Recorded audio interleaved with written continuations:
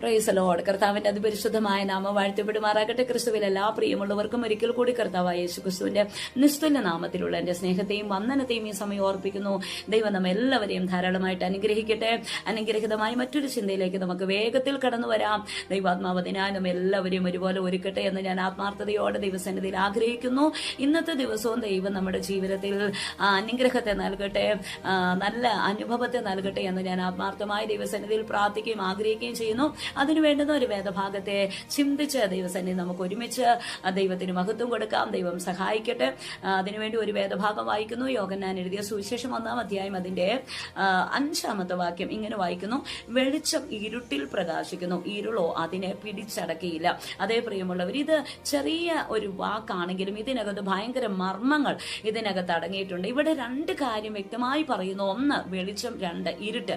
ഈ രണ്ട് കാര്യവും നമ്മുടെയൊക്കെ ജീവിതത്തിൽ പരസ്പര പൂരകമായി പോകുന്ന രണ്ട് കാര്യങ്ങളാണ്. നമുക്കതറിയാം. ഇരുട്ടുണ്ടെങ്കിൽ വെളിച്ചമുണ്ട്, വെളിച്ചമുണ്ടെങ്കിൽ ഇരുട്ടുണ്ട്.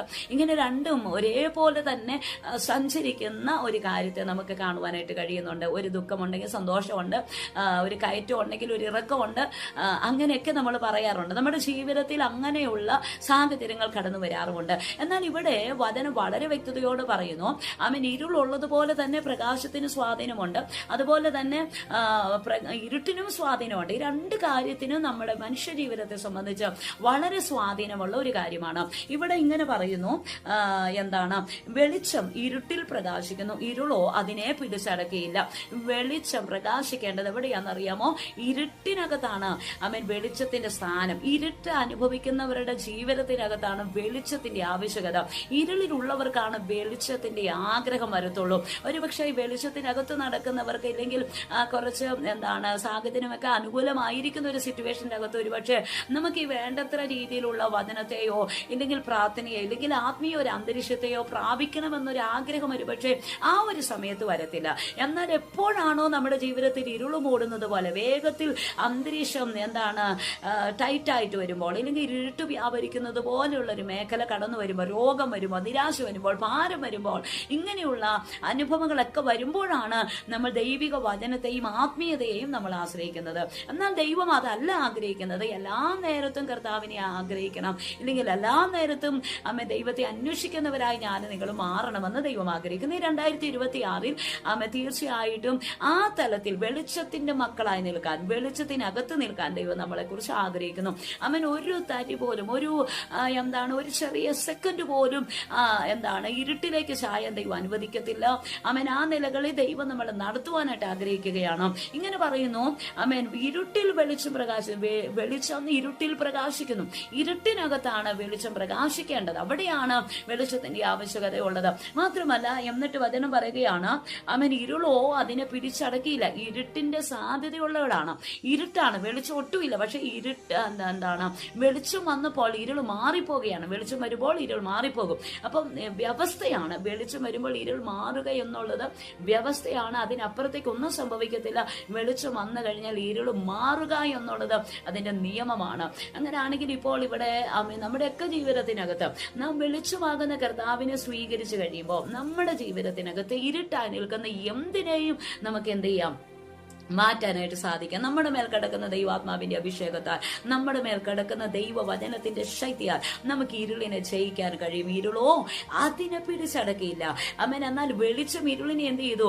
മാറ്റിക്കളഞ്ഞു, അതിനെ കീഴടക്കി, അതിന്റെ പ്രവൃത്തികളെ മാറ്റിക്കളഞ്ഞു. എന്നാൽ ഹല്ലേലൂയ, ഇരുട്ടിന് വെളിച്ചത്തെ ഒന്നും ചെയ്യാൻ കഴിഞ്ഞില്ല. അങ്ങനെയാണെങ്കിൽ ഞാൻ നിങ്ങളും വെളിച്ചമായി നിൽക്കാൻ തീരുമാനിച്ചാൽ അത്രയേ ഉള്ളൂ, നമുക്ക് സകലത്തെയും ജയിക്കാൻ കഴിയും. നമുക്ക് സകല മേഖലയെ നമുക്ക് ജയിച്ചു പുറത്തു വരുവാനായിട്ട് കഴിയും. ഇവിടെ ഇങ്ങനെ പറയുകയാണ്, ഇരുട്ടോ അതിനെ പിടിച്ചടക്കിയില്ല.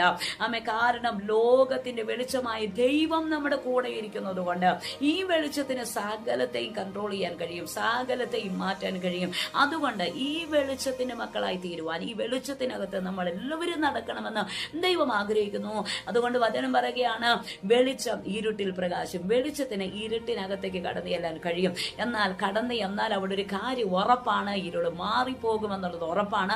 മാത്രമല്ല ഇരുളോ അതിനെ പിടിച്ചടക്കില്ല. അതിന്റെ സ്വാധീനമുള്ള ഏരിയക്കകത്താണെങ്കിൽ വെളിച്ചം കടന്നു എന്നാൽ ഇരുട്ടിന് അതിനെ പിടിച്ചടക്കാൻ കഴിയത്തില്ല. അങ്ങനാണെങ്കിൽ ഇന്ന് ഈ പ്രഭാതത്തിൽ ദൈവാത്മാവ് നമ്മളോട് പറയുന്നു, ഒരിരുട്ടിനും നിങ്ങളുടെ ജീവിതത്തോടെ സ്വാധീനതയില്ലാത്ത നിലകളിൽ ആത്മാവ് നിങ്ങൾ സ്വതന്ത്രമായി നിർത്താൻ വേണ്ടി പോകുകയാണ്.